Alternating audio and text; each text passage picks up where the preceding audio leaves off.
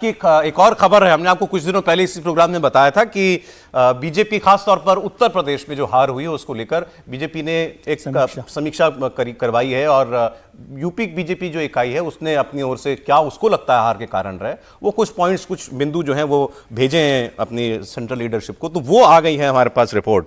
और उसमें जो बॉटम लाइन जिसको आप कह सकते हैं वो ये कह रहे हैं कि उत्तर प्रदेश में पार्टी की हार का सबसे बड़ा कारण यह है कि पार्टी को मिलने वाले दलित वोटों में भारी कमी आई और ओबीसी वोटों में भी कुछ खिसकाव हुआ। ओबीसी वोट का भी झुकाव जो है वो गठबंधन की तरफ यानी कांग्रेस समाजवादी पार्टी के प्रत्याशियों की ओर दिखाई दिया। दूसरा उसमें कहा गया कि जो नारा पीडीए का दिया था, लगता है लोगों ने उस पर भरोसा किया अखिलेश यादव का, और हाथ में संविधान की कॉपियां लेकर जो राहुल गांधी बार बार रैलियां करते थे उससे संविधान बदला जाएगा, आरक्षण खत्म हो जाएगा, इस किस्म का एक विमर्श जो है वो लोगों के बीच में चला गया, खासतौर पर पिछड़े और दलित समुदाय के बीच में। उसका नुकसान जो है हमको हुआ और वो उसमें तारीफ भी कर रहे हैं, समाजवादी पार्टी के टिकट बंटवारे की तारीफ कर रहे हैं अखिलेश यादव की कि इस बार केवल 5 यादवों को टिकट दिए थे, बाकी दलित समाज के ओबीसी समाज के ज्यादातर लोगों को 80 में से उतारा गया। विजय जी, मैं समझता हूँ कि ये बीजेपी की इंटरनल असेसमेंट है। यदि ऐसी रिपोर्ट है तो मैं समझता हूँ ये बेहतर इंट्रोस्पेक्शन है।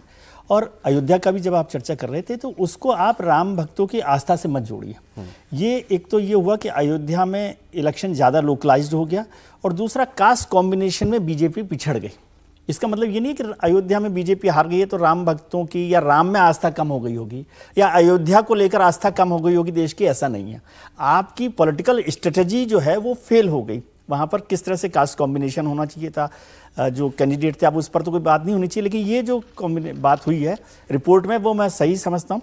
और ये कहना कि हाँ उनका नैरेटिव झूठा था वो भी हो सकता है, झूठा है कि सही है, लेकिन उनके नैरेटिव को भरोसा किया लोगों ने कि भाई आप जो है संविधान बदल देंगे और संविधान बदलने का मतलब आरक्षण खत्म कर देंगे। और इसीलिए ओबीसी और दलितों का वोट जो है कम हुआ। पीडीए के नाम पर जो अखिलेश जी ने टिकट दिए उसका फायदा तो उनको हुआ ही है, लेकिन बीजेपी को अब इस पर इंट्रोस्पेक्ट करना चाहिए कि क्या हुआ। कैंडिडेट्स को लेकर भी बात हुई, हम लोग बात कर रहे थे, समीर जी भी शायद पहले बात कर रहे थे इस बात को लेकर कि पार्टी में बहुत सारा इंटरनल एक नाराजगी थी कि आप जिस तरह से कैंडिडेट्स का सिलेक्शन कर रहे हैं, जिस तरह से पूरे इलेक्शन कैंपेन को चला रहे हैं, उन सब बातों का भी जिक्र पता नहीं हुआ है कि नहीं हुआ, लेकिन उन सब बातों को भी ध्यान देना चाहिए। मुझे लगता है जैसे 1984 में भारतीय जनता पार्टी हारी थी और खुद अटल बिहारी वाजपेयी ने कहा था कि इसके लिए कमेटी बनाए और केएल शर्मा साहब की कमेटी बनाई थी और उस कमेटी की जो रिपोर्ट थी उस पर बड़ा काम हुआ था।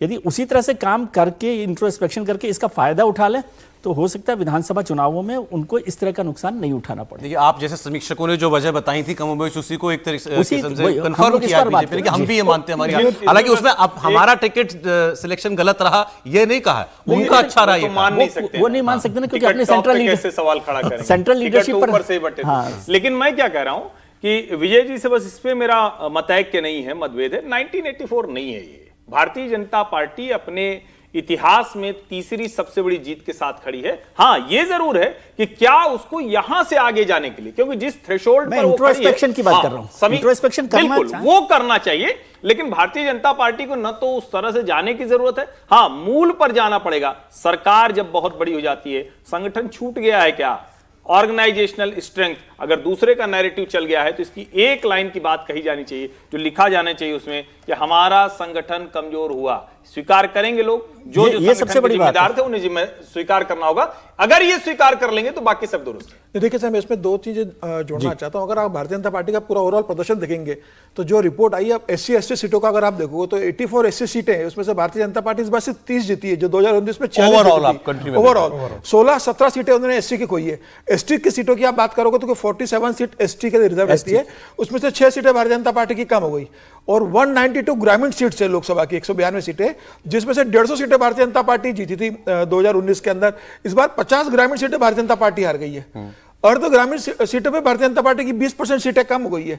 तो भारतीय जनता पार्टी को हर क्षेत्र में नुकसान हुआ है, चाहे वो एससी सीट हो, चाहे एसटी सीट हो, चाहे ग्रामीण सीट हो, चाहे अर्ध ग्रामीण सीट हो। मतलब भारतीय जनता पार्टी का वोट बैंक सब जगह कम हुआ है। ऐसा नहीं है कि सिर्फ दलित भारतीय जनता पार्टी से नाराज हो गए इसलिए भारतीय जनता पार्टी 33 सीटों पर आकर टिक गई है। अगर आप पूरे देश का अगर मूड देखोगे तो भारतीय जनता पार्टी को हर वर्ग ने कम वोट दिया है। तो मुझे लगता है भारतीय जनता पार्टी के लिए चिंता का विषय है कि सिर्फ ये मान लेना कि दलितों ने हमें वोट नहीं दिया इसलिए हमारी सीटें 33 पर आकर टिक गई है, ऐसा नहीं है।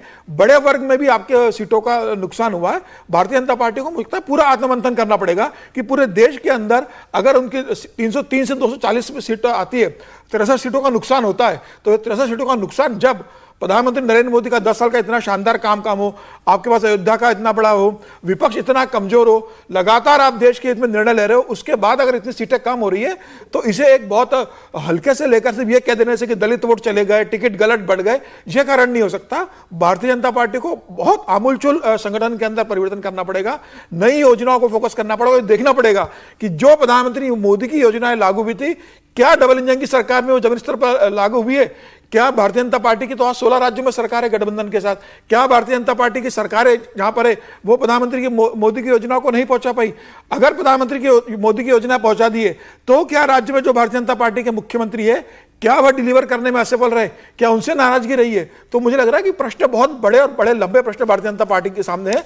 पूरा ओवरऑल भारतीय जनता पार्टी को उसके बारे में ये रिपोर्ट कुछ कह भी सकती थी या मतलब सौरभ जी, एक लाइन ऑब्वियसली कहा भी नहीं है कि वो केवल इसको चुनावी स्ट्रेटेजी की हार मान रहे हैं कि हमारी स्ट्रेटेजी नहीं चली, उनकी चल गई। वो भी है, इसमें कोई कमेंट नहीं है कि 10 साल में राज्य सरकारों ने हमारी क्या काम किया है। एक स्टेटमेंट तो वो नहीं बोल सकते, लेकिन एक चीज और मैं जोड़ दूं, जैसे 8 लाख मत, ये छोटी बात समीर साहब ने जो बात जोड़ी है उसमें एक लाइन और जोड़ दूं, वो बहुत महत्वपूर्ण तरीके से उन्होंने बात की। लेकिन मैं बताऊं कि ये जो 60 सीट्स का जो आप नैरेटिव चला रहे हैं वो नहीं है। फैक्ट है कि बीजेपी 93 सीट्स हारी है इस चुनाव में।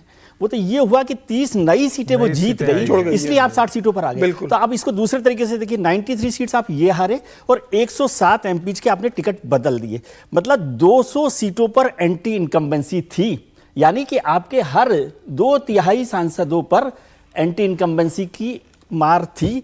उससे निकलकर भारतीय जनता पार्टी 2 से 40 पे पहुंच गई, तो ये तो बड़ी बात है। समझे आप? इस पूरे समग्र में देखिए रिजल्ट को कि 93 एमपीज आपके हार गए और दूसरा 107 को यदि आपने नहीं बदला होता तो उनका भी क्या होता क्या नहीं होता। तो 200 एमपीज पर एंटी इनकम्बेंसी की मार है।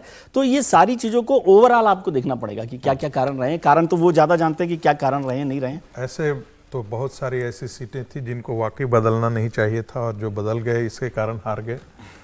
बक्सर का सीट उसमें से हमारे सामने उदाहरण है। जो भी मतलब मैं जिक्र करना चाहता हूँ, बहुत सारी ऐसी सीटें हैं। यदि आप मेरठ यदि सीट यदि आप नहीं बदलते तब भी आपकी स्थिति वही रहती।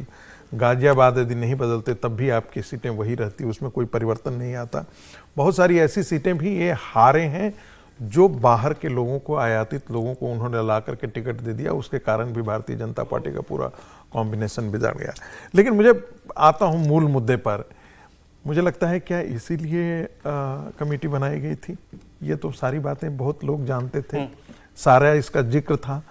जिस दिन इलेक्शन परिणाम आए हैं उसके 5 दिन बाद जो है वो कई संस्थाओं ने डेटा रिलीज कर दिया था कि ओबीसी का वोट बैंक कितना कमा, एससी का कितना कमा है और एसटी में कितना कमा है।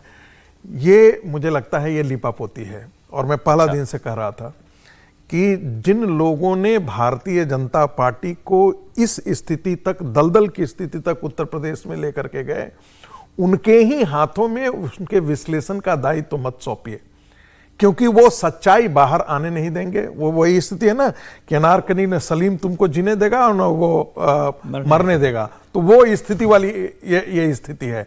सच्चाई इससे परे है। सच्चाई ये है कि जो संगठन है उसको आपने स्वाहा कर दिया है। संगठन का नेतृत्व जो है जिस प्रकार से करना चाहिए, ये बार बार होता है कि भाई उनका नैरेटिव चल गया। इसका एक प्रतिप्रश्न, उसका नैरेटिव चल कैसे गया? आपकी बात कहने वाले लोग जमीन तक नहीं थे। क्या कारण हुआ कि कार्यकर्ता जो है। सर मैं माफी चाह रहा हूं, आपको रोक रहा हूं।